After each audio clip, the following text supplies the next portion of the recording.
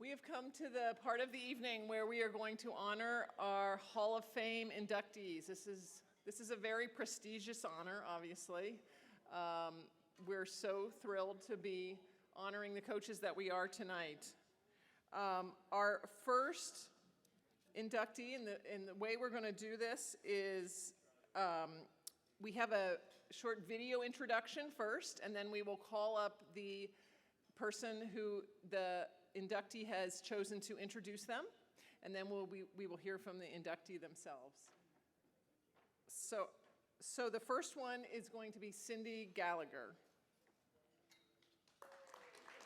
Cyndi Gallagher recently retired after 31 seasons as women's head coach of the UCLA Bruins, having compiled an impressive one-loss record of 202, 107, and 2.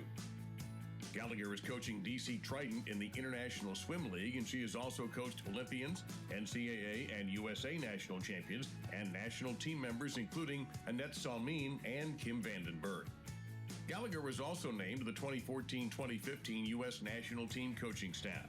And in 9 of her 31 years at the helm of UCLA women's swimming, her Bruins finished among the nation's top 10 teams and made 15 top 15 appearances. Cyndi Gallagher also coached over 90 All-Americans who earned more than 200 All-American honors. A 1983 UCLA graduate, Gallagher held several Bruins records in the pool and also represented the United States in the World University Games, winning bronze in the 800 meters. The American Swimming Coaches Association is proud to welcome Cyndi Gallagher to the American Swimming Coaches Association Hall of Fame.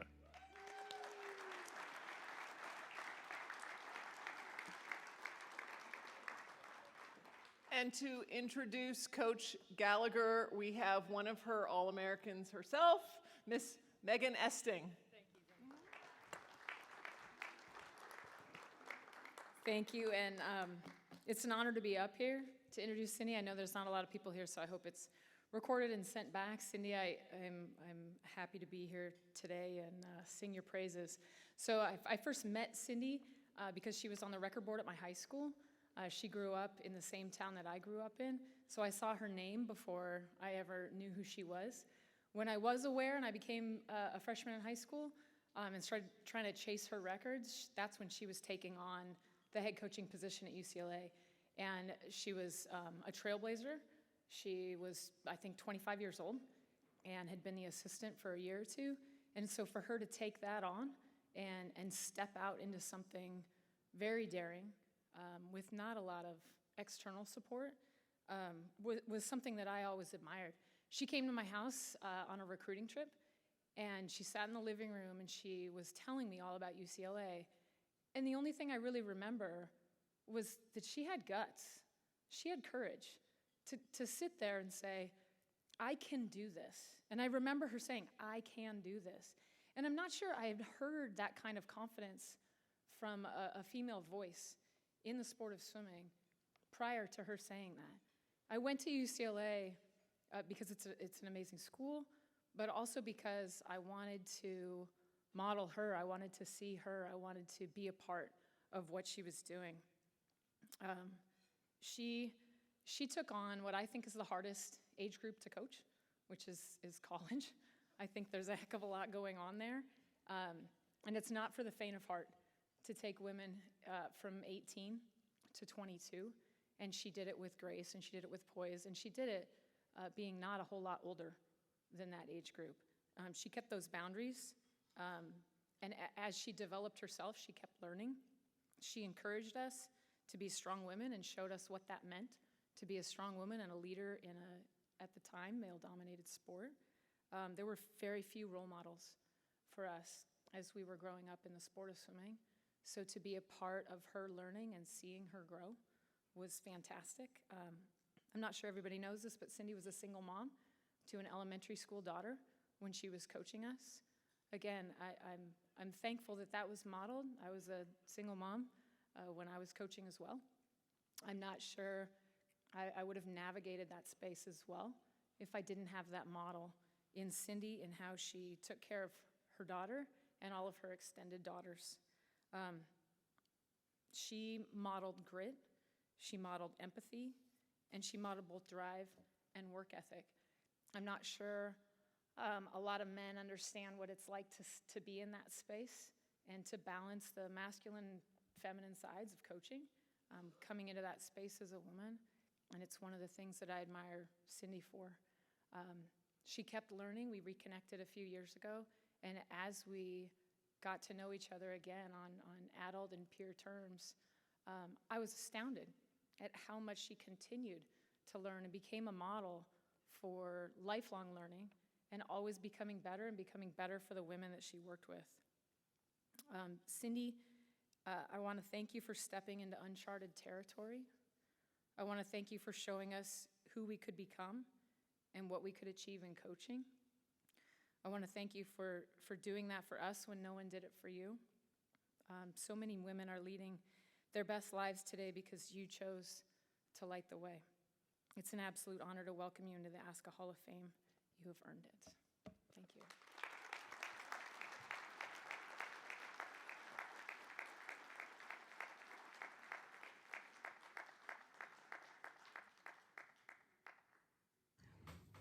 Hello from my hotel room in Naples, Italy, where I have been for the last 3 weeks. I'm sorry I cannot be with you tonight, but a prior engagement with the International Swim League keeps me in Italy. I'm honored and humbled by this huge honor to be inducted into ASCA's Hall of Fame. I would like to thank the board of ASCA and also Bill Wadley, who nominated me for this honor. If it was not for Bill's encouragement and support, I would not have sent in my resume and not have been considered. So thank you, ASCA, and thank you, Bill. Rest in peace. I would also like to thank the 7 women that have preceded me in the Hall of Fame. It is an honor to stand alongside of you. Mary Freeman, Kelly Spitzer, Penny Taylor, Terry McKeever, Jill Sturkle, Kathy McKee, Maureen Sheehan, and my mentor, Jean Freeman. I would also like to congratulate the other inductees in the class of 2021, Charlie Kennedy and Ray Luz. Charlie, you are the mainstay of club swimming. You have impacted so many swimmers over the years. The fact that you are coaching back at Suburban Seahawks, the club where you swam, is giving back at the highest level and is awesome. And Ray, although we have never coached on the same team, DC Trident, the ISL's team, we have 5 IU swimmers, and I can tell you firsthand, they are all impressive people. They are hardworking, highly motivated, committed, and team-oriented. And that says a lot about you and your leadership. One of my favorite quotes is from Sandra Day O'Connor. She says, "We don't accomplish anything in this world alone. This Hall of Fame honor is not just mine, it was a team effort. I want to thank the woman that took a chance on me and made my journey at UCLA possible, Dr. Judith Holland. I was not the obvious choice, being 28 years old with a 1-year-old, and I had only had 5 years as an assistant coach, but she had faith in me and it ended up okay. I also want to thank my club swim coach, Jack Ridley, for giving me the love and passion for swimming, and Tom John, who was the head coach at UCLA when I was his assistant, for passing the program off to me so graciously. And also to Ron Ballatori, the men's coach at UCLA before they dropped the program. Honestly, I think Sticks taught me more of what not to do, but I appreciated so much of his love of competition, his craziness, and his loyalty to UCLA. His handwritten notes of support to me throughout my career made a lasting impression on me. R.I.P. Sticks. And to the many assistants I had throughout my career, I learned something from each of you. We were in the trenches together, we celebrated together, and I am so proud of where you all landed. And to the amazing swimmers I have had the honor of coaching for the last 31 years at UCLA, you made it fun, you inspired me, you challenged me. You made coaching never feel like a job. I would do it all over again in a heartbeat if I had all of you on my team.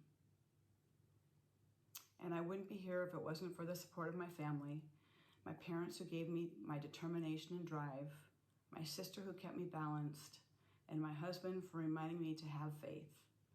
And to my daughter for never complaining about my coaching schedule and lifestyle, and reminding me every day when I came back home what is most important. Thank you, and I love you. If there's anything I've learned in coaching, it is to stick close to your core values. Understand the tremendous responsibility you have as a coach, a teacher, and a mentor. Lead by example by doing the right thing. Be kind. Be compassionate. Do your best. When you know better, do better. Keep learning and growing. It is the way you improve yourself. I attended the ASCA World Clinic most years. It's a great place to learn. I was inspired by the speakers and the conversations that took place with the other coaches at the bar at night. I enjoyed being a student of the sport, and I miss it. I started coaching in college, and there were few women coaches. I left coaching in college, and there are few women head coaches. This is discouraging, to say the least, and the only way I believe it will change is if women put themselves out there, apply for the jobs, believe in yourself. You don't have to know everything to apply and do the job. Every good coach continues to learn on the job. If I can do it, so can you. Ask questions, find a mentor, be a mentor, be kind to one another. Our job is to make better people, ready to conquer the world when they walk out the door. It is up to all of us, coaches, to do that, not just some of us. We do it better when we do it together. Thank you, and ciao.